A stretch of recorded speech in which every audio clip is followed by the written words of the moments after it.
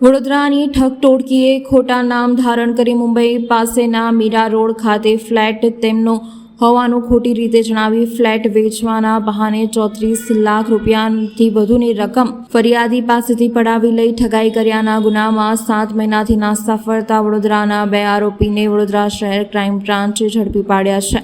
આ બંને ઠગ સામે મહારાષ્ટ્રના થાણે જિલ્લાના નયાનગર પોલીસ સ્ટેશનમાં ગુનો નોંધાવ્યો હતો। વડોદરા ક્રાઇમ બ્રાન્ચની ટીમે માહિતીના આધારે શહેરના તાંદલજા વિસ્તારમાં રહેતા 2 શંકાસ્પદ શખ્સ શાહવન બાઝ ઉર્ફે શાહુ મહેબૂબ યુસુફ શેખ ઉંમર 42 વર્ષ રહે ખુશ્બુનગર તાંદલજા વડોદરા અને સાકિર અહમેદ સિંધી ઉંમર 30 વર્ષ રહે પત્રકાર કોલોની તાંદલજા વડોદરાની ધરપકડ કરી હતી। બંનેની પૂછપરછ કરતા વર્ષ 2024માં આ બંને ખોટા નામના આધારે ઠગાઈ કરી હોવાનું બહાર આવ્યું હતું।